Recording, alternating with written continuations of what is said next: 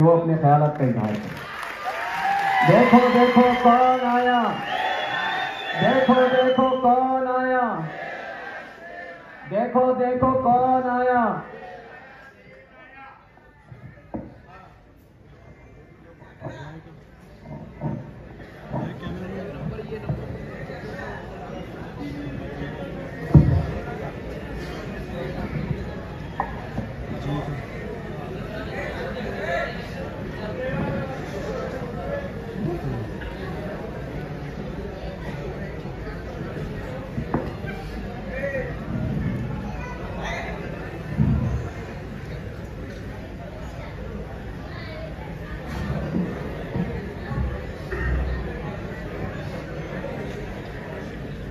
अस्सलामु अलैकुम रहमतुल्लाहि व बरकातुहू।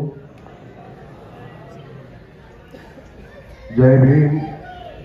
आदाब। नहमदु व नुसल्ली अला रसूलिल करीम, अम्मा बाद। औज़ु बिल्लाहि मिनश शैतानिर रजीम, बिस्मिल्लाहिर रहमानिर रहीम। शहर नशीन पर तशरीफ फरमा मजलिस इत्तेहादुल मुस्लिमीन सोलापुर के सदर फारूक शाब्दी साहब, शहर नशीन पर तशरीफ फरमा कुमारुल सैयद साहब, मजलिस इत्तेहादुल मुस्लिमीन के सुदूर व मोतमदीन, और आज के इस संकल्प मेड़ावा में मौजूद मुहिब्बान मजलिस, मजलिसी सिपाही और पसे पर्दा बैठ कर सुनने वाले मेरे दिमाग पर्दा नशीन मां और बहनों, आज मजलिस इत्तेहादुल मुस्लिमीन की जानिब से आप तमाम के दरमियान में एक ऐसे मौके को फराहम किया गया है कि पूरे हिंदुस्तान में इस वक्त खास तौर से मुस्लिम जहनों को कमजोर करने की कोशिश की जा रही है, और हर जहन में हर तबके के रहने वाले यही सोच रहे हैं कि वे कौम, जिस कौम ने हिंदुस्तान पर 800 बरस तक हुक्मरानी की, जहांबानी की, आज वो अपने ही खित्ते में, अपने वतन में एहसास कमतरी की शिकार क्यों है। आज का ये मौका मजलिस इत्तेहादुल मुस्लिमीन और खास तौर से शोलापुर का वो तबका जिनसे मैं मुखातिब हो रहा हूं, वो मजलिसी विद्यालय है जिन्होंने शोलापुर की सरजमीन पर इस सब हलाली परचम को लहराकर इन तमाम तर फिरका परस्त ताकतों को पैगाम दिया कि हम आज तक और अभी तक जिन जमातों के साथ में थे, या वो जमातें जिन्होंने मुल्क की आजादी के बाद से लेकर आज तक सिर्फ हमारा इस्तेमाल किया है, और उसके बाद हमारे हिस्से में फसादात आए, हमारे हिस्से में बेरोजगारी आई, हमारे हिस्से में जेल की सलाखें आई, तो हमारे हिस्से में गुर्बत और मुफलिसी आई, हमारे हिस्से में तालीमी पसमानदगी आई। ये तमाम तर हमारे हिस्से में आने वाली चीजें, या तमाम शोबों में हमको जो कमजोर किया गया है, इसकी वाहिद वजह थी कि हमने उन जमातों का, उन लीडरान का, उन रहनुमाओं का साथ दिया जो न कभी हमारे थे ना कभी हमारे हो सकते हैं। अगर आज बात आई है कि खुलकर अपने जाफरानी रंग का इजहार करने की, तो आओ देखो हिंदुस्तान की ऐवानों में, चाहे वो पार्लियामेंट हो, चाहे हिंदुस्तान की असेंबली हो, वहां पर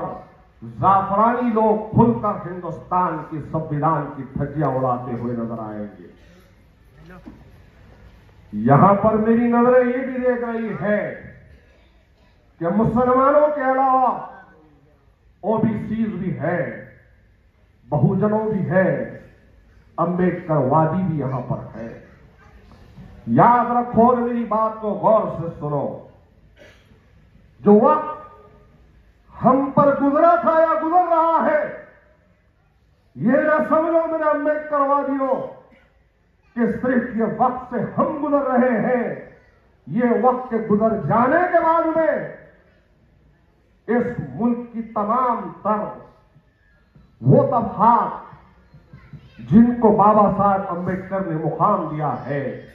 उन पर भी ये वक्त लाने की कोशिश की जाएगी। आज इसीलिए आपके जोश और आपके वलवलों में इजाफा करने के लिए शोलापुर की सरजमीन पर शोलापुर का एक मर्द मुजाहिद फारूक शाब्दी साहब ने आपको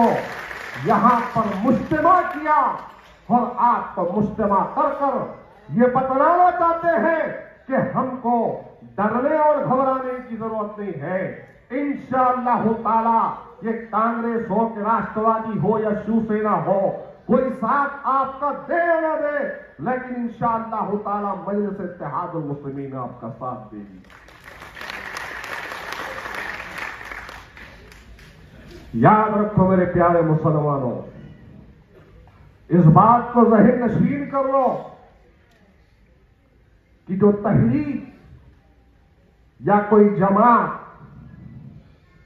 जब अपने क़याम को अमल में लाती है या उसका अहिया अमल में आता है, बेहद जरूरी होता है कि उसके अहिया को अमल करने वालों में इखलास हो, लिल्लाहियत हो, खौफ और मिल्लत की तरफ हो, तो अल्लाह ऐसी तहरीकों को, ऐसी जमातों को आगे बढ़ाता है। हिंदुस्तान की आजादी के बाद इस मुल्क में एक ही पार्टी थी और वो पार्टी कांग्रेस थी, और उसके मद्दे मुकाबिल हिंदू महासभा थी, और उसके बाद मुस्लिम लीग का अहिया अमल में आया, तो वहीं पर मजलिस इत्तेहादुल मुस्लिमीन ने अपने क़याम अमल की, लोगों को तलकीन की। दुनिया देख रही है कि आज हिंदुस्तान की कई एक रियासतें हैं जहां पर मुसलमानों की आबादी 28% है, तो कहीं पर 24% है, तो कहीं पर 20% है, तो कहीं पर 22% है, तो कहीं पर 17% है, और जिस रियासत से आपका और मेरा ताल्लुक है, हम 12 से 13% महाराष्ट्र में है। लेकिन गौर करो, मुल्क की आजादी के बाद में बहुत सारे मजहबी रहनुमा मुसलमानों के सामने आकर जलसे जुलूस किए और कहा कि कांग्रेस हमारी अपनी जमात रहेगी और हमको अब अपनी जमात बनाने की जरूरत नहीं है। लेकिन कुर्बान जाए फख्र मिल्लत अलैहिर्रहमा के मुल्क की आजादी के बाद में एक फैसला तेलंगाना हैदराबाद के मुसलमानों ने लिया था, और फख्र मिल्लत अलैहिर्रहमा ने तेलंगाना के दक्कन के मुसलमानों को आवाज दी थी कि कलमे की बुनियाद पर एक मरकज सियासी पर जमा हो जाओ।